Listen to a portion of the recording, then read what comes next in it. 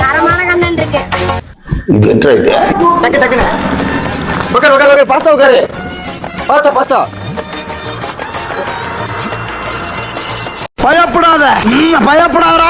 சுத்தி வந்தீக சுட்டு விழியால் சுட்டீக முத்தாடும் ஆசை முத்திப்போ. அமுகு டுமுகு அமால் டுமால். என்னடி இது? ஏய் அவன் செத்துட்டான்டா. தற்காப்பு கலைகள் மட்டுமின்றி அட்டமா சித்திகளுள் ஒன்றான பூதம். என்னங்க எனக்கு ஒண்ணுமே புரியலையா? அதுதானப்பா எனக்கும் புரியல.